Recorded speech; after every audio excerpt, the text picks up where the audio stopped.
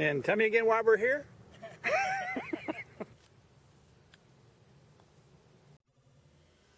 Clyde, the only thing I would suggest that you work on a little bit is holding your follow through just a little bit longer and not recoil quite so quickly. I think you're always going to have a little bit of a pop stroke, but if you could hit through the ball and hold the finish just a little bit longer before you recoil, and don't turn your head to look at the ball roll quite so quickly. So you want to kind of putt, hold, and look. I'm curious. I bet you end up liking that big grip. Yeah.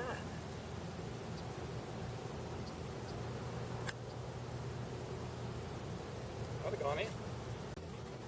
Here you are with the big grip, and you put it a lot better. You held your finish better. Much better stroke. Ought to go on in.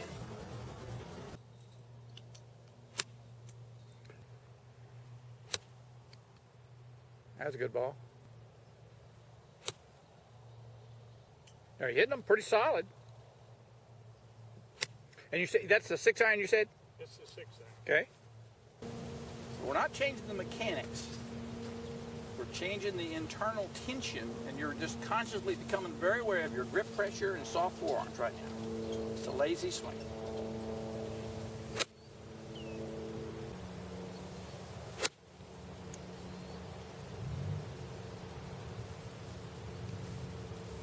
I would take all 4 of those. Absolutely. Anytime. So on the course, we've got to, man, how can I, you almost need to insulate yourself, put yourself in a bubble. And just say, man, I'm going to just let a wave of calm wash over me before I pull the trigger here. That's it. Do those little soft little waggles and just feel you're just getting the tension out. That's all you want to do. Something like swing and trust. Duffner. That's exactly right. Going to hole. Beautiful. It's good and straight. I can live with those.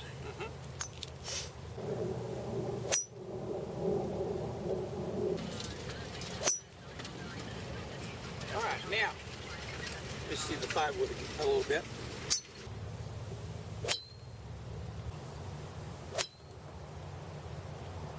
That's the desired shot. And I don't have a problem with the ball having a gentle curve to the right. Yeah. This is the 3-wood of the other club? Yep, this is the... And that happened.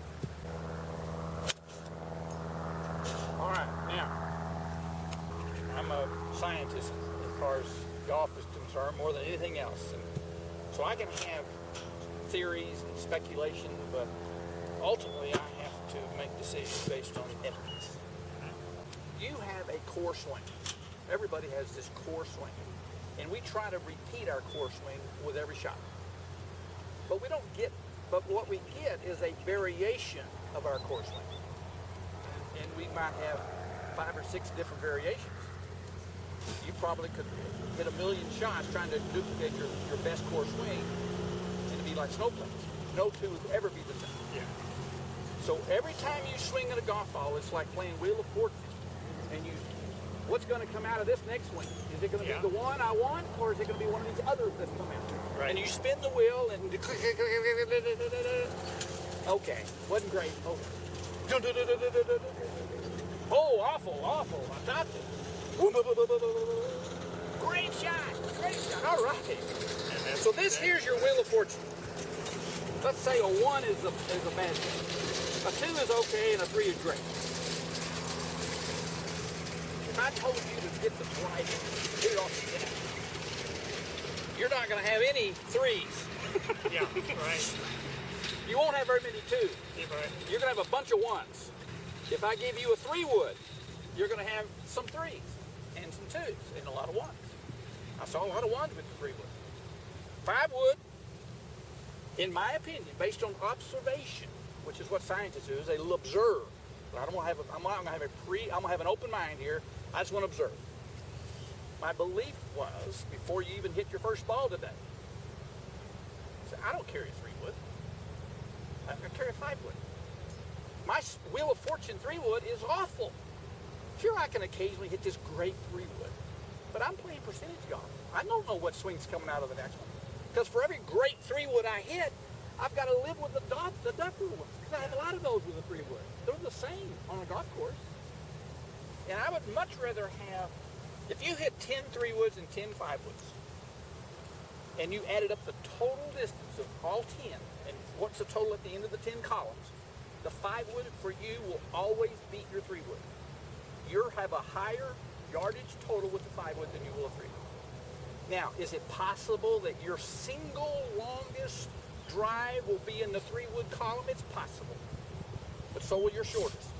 And you have to play them all in golf. Oh, yeah. In my opinion, you should not even be thinking about playing a 3-wood. Okay. The only reason to carry a 3-wood is that it meets 2 conditions. One, you are intending to attack par 5s with your second shot. That's your intention. But that's only one of the conditions that you have to meet. And you consistently hit it further than your 5-wood. And you don't. You don't meet both of those conditions, therefore there is no reason to have to carry it in your bag. The same thing applies to your 3-wood and 5-wood as it applies to 6-iron and 7-iron. Yeah. The reason you play a higher lofted driver instead of a lower lofted driver is because you don't have enough swing speed. Now, if you had more speed, you can make a 3-wood go further. I've lost that speed. I can't make a 3-wood go further than my 5-wood. It's not consistent. Are there things that you could do mechanically in changing your mechanics and swing? Yes. I can see things you could work on. And you could, okay, I'm going to keep the 3-wood and I want to work on those things until that 3-wood has a better Wheel of Fortune than the 5-wood does. Well, I haven't given you any swing thoughts except be relaxed. Yep.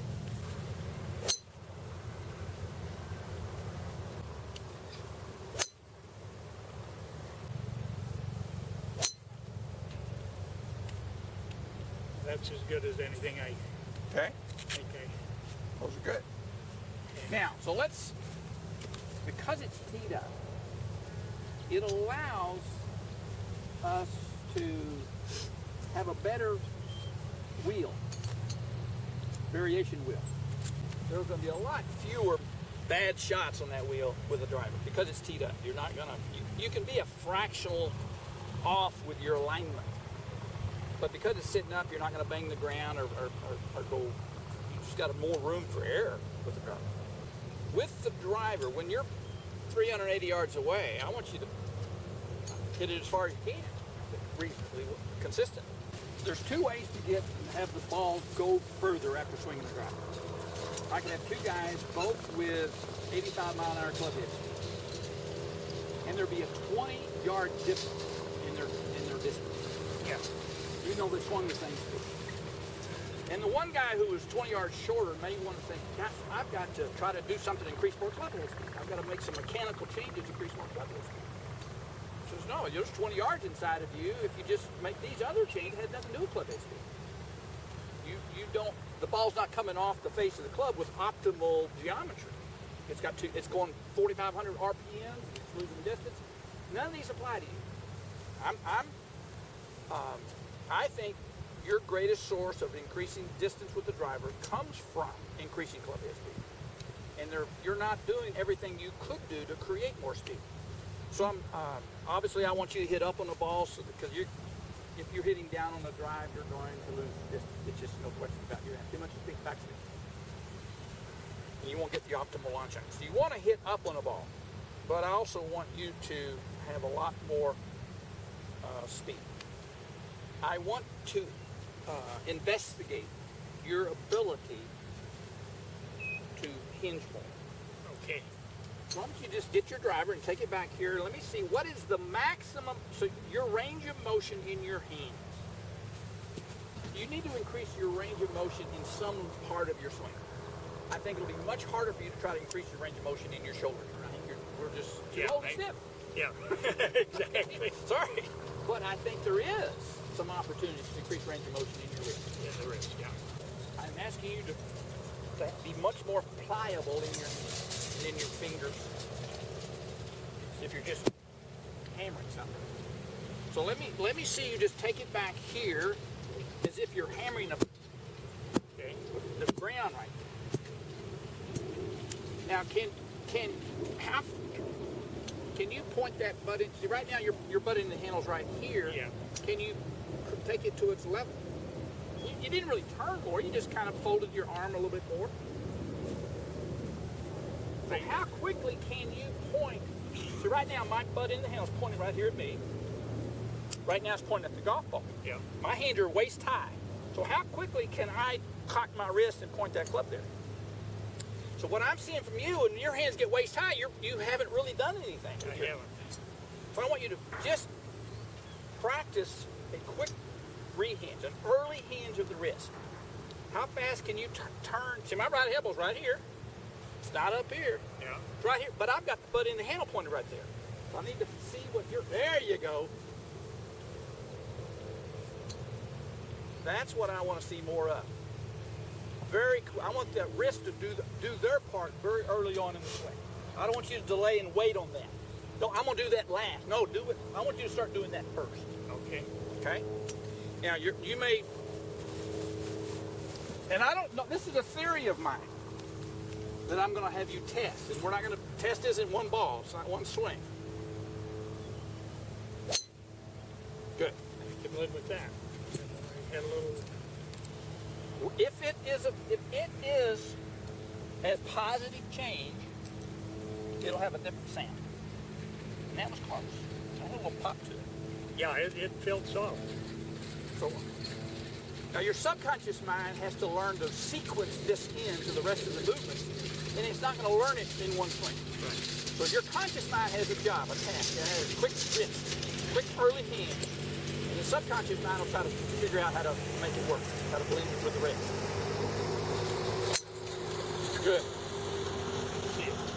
Right now, good and bad is based on only one performance task. Did you cock the wrist earlier than you're used to, or that you have previously trained? The good or bad is not, oh, you hit that really good. I don't care about that. I'm watching my eyes, that camera is looking. I'm going to do some side-by-side comparisons of your swing before and your swing now. I want to see more wrist hinge in this swing.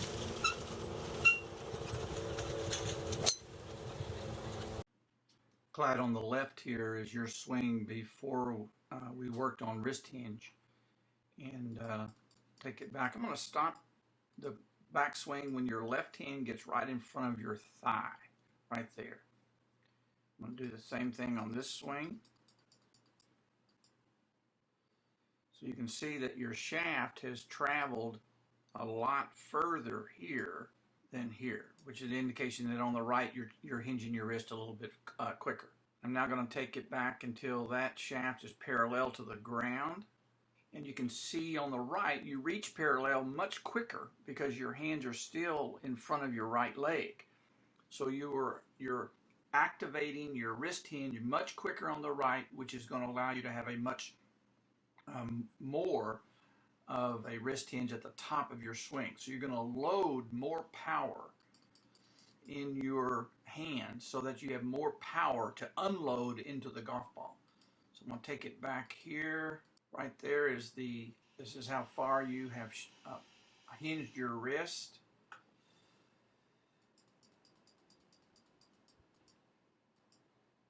And so you can see you've hinged your wrist so much further, you've loaded your hand so much further. And so you have more energy, more power built up in your hands and loaded your body in your swing with more to unload. So you're just going to create more club head speed. That was solid. And you're going to feel more of a crack, more of a boom. You're loading up your hands better. Yeah. Good. And they're all of them so far have felt so. It's going to be a lot more effortless power. You've got more to unload now. You just weren't loading enough. Yeah.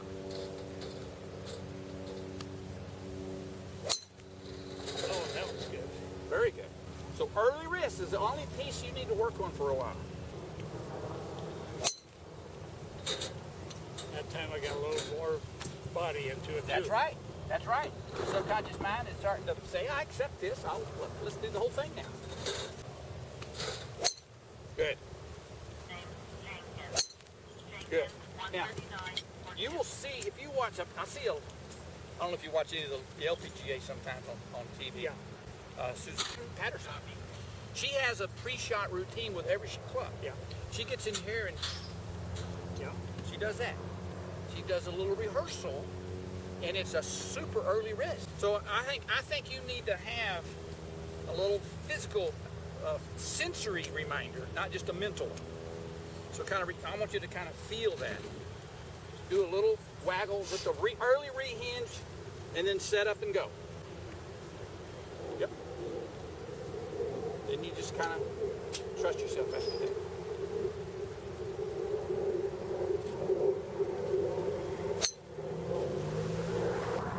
I said, I want you to make a loud swish sound. And then get up to the ball and just make a loud swish sound through the ball.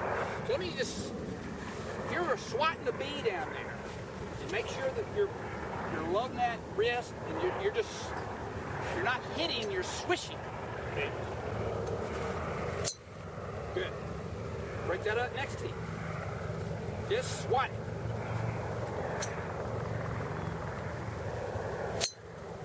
That was solid. That was the best drive you hit today. That was. So you were now you don't own these changes. We've made two basic changes. Early wrist, and then a sensory thought of swish. I can't give you a written paragraph of how to switch. I can just give you the experience. Teaching is not telling you about a fundamental, it's helping you experience the fundamental. Like that. I'm just curious, if you wouldn't mind, hit that ball. Early wrist, swish. Obviously you have no confidence you're going to hit this well. But that's because your conscious mind isn't in charge of this. You just just have fun with it.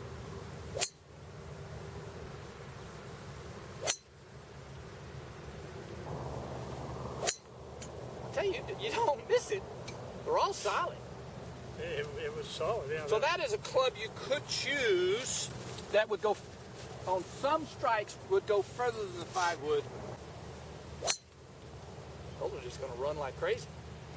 I haven't seen any of them. And they all look, typically drivers off the deck, even the guys who draw the ball will fade a driver off the deck. So you've got to play the curve. Gosh, you just don't miss. That one I saw. That was okay. Yeah, I mean, I don't hit them that consistently. So I'm curious about the early wrist with the 7-iron. See if it, because aim at that flag that we were earlier, the dark first flag, because I kind of know where they were landing in the air, and I can evaluate whether or not this early wrist is helpful on the 7-iron.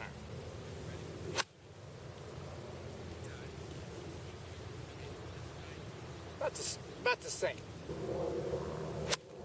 Oh, he finished on a good one. That felt good.